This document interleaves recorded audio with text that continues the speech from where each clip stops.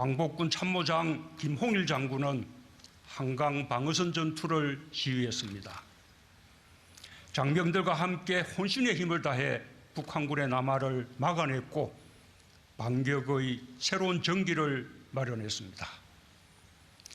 광복군 유격대장 장철부 중령은 기병대 대장으로 활약했습니다. 많은 전투에서 전공을 세운 후 1950년 8월 4일 대대지휘소가 점령되기 직전 포로로 잡히지 않기 위해 스스로 29의 생을 마감했고 이곳 대전 현충원에 잠들어 계십니다.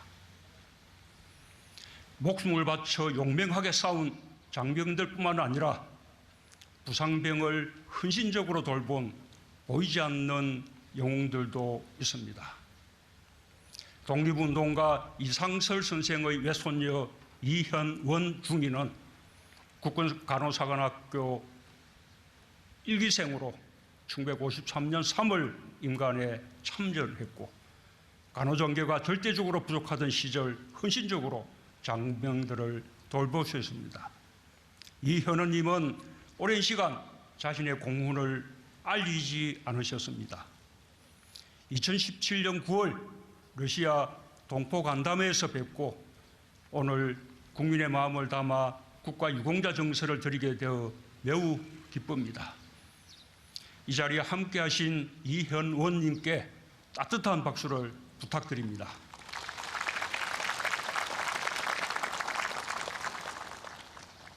독립군의 딸 고 오금손 대인은 6.25 전쟁 때 벽골 부대 간호장교로 복무했고 전역 후 오지의 환자들과 가난한 독립운동가들을 돌봤습니다.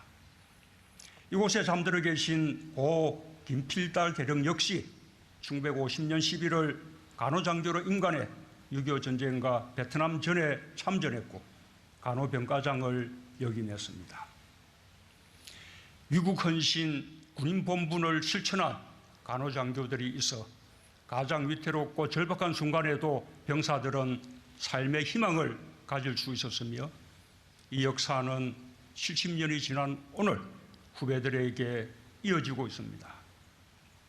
올해 2020년 3월 3일 국군 간호사관학교 60기 졸업생 75명이 임관과 동시에 코로나와 힘겨운 싸움을 벌이던 대구로 향했습니다. 오늘 경례문을 낭독한 이혜민 소인은 그날 임관식에서 6.25 참전용사인 할아버지를 본받아 국민과 군을 위해 목숨 바칠 각오로 임무를 완수하겠다고 말했습니다. 75명의 신임 간호장교들은 모두 맡은 임무를 당당히 완수하며 국민들에게 커다란 용기와 자부심을 주었습니다. 우리 군은 국민의 곁에서 헌신적으로 코로나와 맞섰습니다. 20만 명이 넘는 장병들이 물자 운송 지원, 방역과 소독, 공항, 항만 검역 등 국민의 안전과 건강을 지키기 위해 땀 흘렸습니다. 헌혈에 가장 먼저 팔을 거듭 붙인 것도 군 장병들입니다. 철동 같은 안보 태세 속에 악력에도 임무를 다한 우리 군을 애국 선열과 호국 영령들도 자랑스러워 하실 것이라 믿습니다. 저 역시 국군 통수권자로서 국민과 함께한 우리 장병들이 참으로 든든하고 자랑스럽습니다. 국민 여러분, 고 임춘수 소령은 1951년 7월 강원도 양구 전투에서 전사했습니다. 마지막 순간까지 가슴 깊이 딸의 돌 사진과 붙이지 못한 편지를 품고 있었습니다.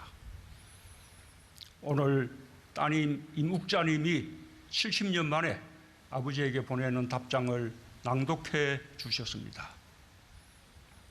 임춘수 소령의 편지 한 통은 가족에 대한 사랑이 조국을 지키는 힘이라는 것을 전해주고 따님의 답장은 호국 영웅이 가족을 많이 사랑한 평범한 아버지였음을 알려주고 있습니다. 이 편지들은 6.25 전쟁이 과거의 역사가 아니라 오늘 우리의 삶에 닿아있는 살아있는 역사임을 증명합니다. 국가의 공식 기록 못지않은 무게로 애국과 호국의 역사가 한 개인과 한 가족의 역사임을 증언하고 있습니다.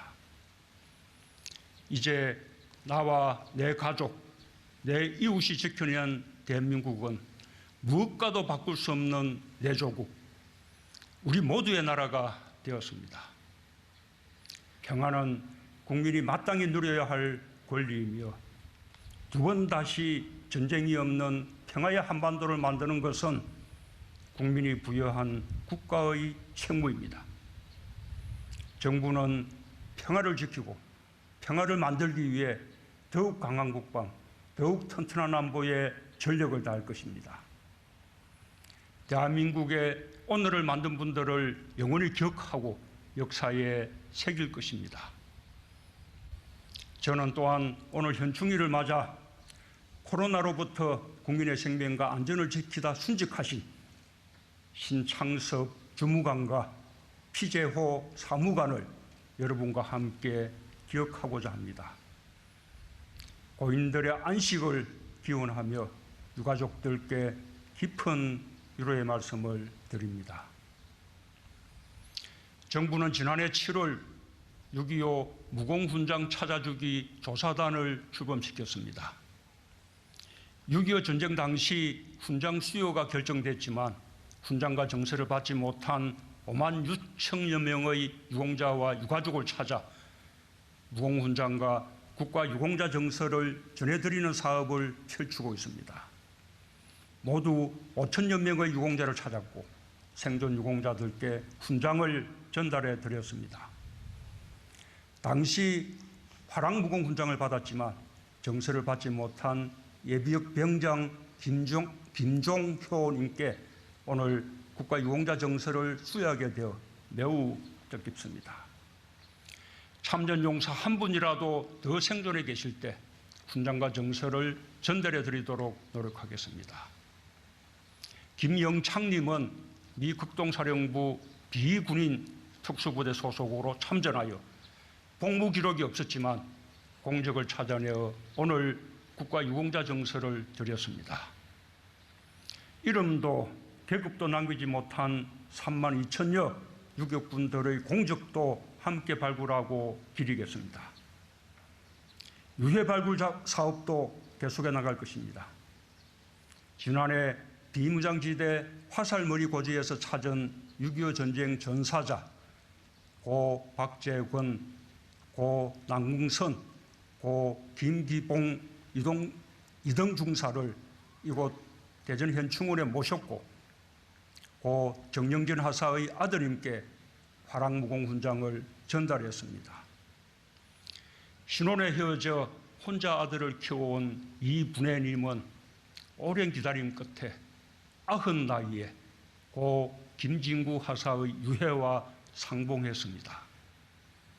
사흘 전 6월 3일 대구 앞산 충원탑에서 귀한 행사가 열렸습니다. 가족들의 유전자 검사 협조가 있었기에 우리는 영웅들을 다시 만날 수 있었습니다. 고 김진구 하사의 형님은 2006년 반드시 유해를 찾을 것이라는 믿음으로 유전자 검사를 해주셨습니다. 정부는 올해에도 화살머리 고지 일대에서 67구로 추정되는 유해를 추가 발굴했습니다. 발굴한 호국용사의 신원 확인에는 유가족들의 유전자가 반드시 필요합니다. 유가족 여러분의 적극적인 참여를 당부드립니다. 정부도 호국용사들을 가족의 품으로 모실 수 있도록 최선을 다하겠습니다. 존경하는 국민 여러분, 국가유공자와 유가족 여러분, 모든 희생과 헌신에 국가는 반드시 보답해야 합니다. 우리 정부는 지난 3년 동안 국가유공자와 유가족의 삶을 뒷받침하고 기업과 개성을 위한 보훈에 최선을 다해 왔습니다.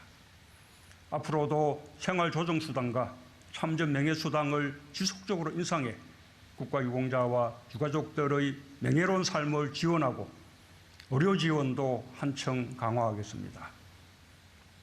현재 국립대전현충원에 49,000기 규모의 봉안당을 건립하고 있습니다. 내년에는 전국 35만 기의 안장 능력을 44만 기까지 확충하고 2025년에는 54만 기 규모로 늘려 여울을 다해 국가유공자를 모실 수 있도록 하겠습니다. 지난 6월 2일 군인재해보상법 시행령이 국무회의를 통과했습니다. 군장병의 헌신과 희생에 대한 국가의 책임을 한층 강화할 수 있게 되어 매우 뜻깊습니다. 병사들의 일반 장애 보상금을 대폭 인상하고 교전으로 인한 장애는 특히 일반 장애 보상금의 2.5배를 지급할 수 있게 되었습니다. 유족연금 지급률도 근무기간에 관계없이 일원화했고 유가족 가산제도를 신설해 가족이 많은 경우 더 많은 연금을 받도록 했습니다. 국가유공자와 유가족들에 대한 보호는 정부의 가장 중요한 정책 과제 중 하나입니다. 보훈이야말로 국가의 가장 기본적인 책무일 뿐 아니라 국가를 위해 생명까지 바칠 수 있는 애국심의 원천이기 때문입니다. 독립과 호국이 오늘 우리가 누리는 대한민국의 뿌리입니다. 나라를 지켜낸 긍지가 민주주의로 부활했고 가족과 이웃을 위해 희생한 수많은 의인을 낳았습니다. 독립, 호국, 민주 영령들은 각자 시대가 요구하는 애국을 실천했고 새로운 시대 정신과 역동적인 역사의 물결을 만들어냈습니다. 우리의 애국은 오늘 서로를 이해하고 존중하는 마음으로 더욱 강해지고 있습니다. 서로 양보하고 타협하며 상생 협력의 길을 넓히고 있습니다. 누군가의 아들과 딸이었으며 아버지였고 어머니였던 평범한 이웃들이 우리의 오늘을 만든 애국 영령들입니다. 독립, 호국, 민주의 역사를 일구어온 우리 국민의 저력을 가슴 깊이 새기며 애국 영령들께 다시 한번 깊은 존경을 표합니다. 감사합니다.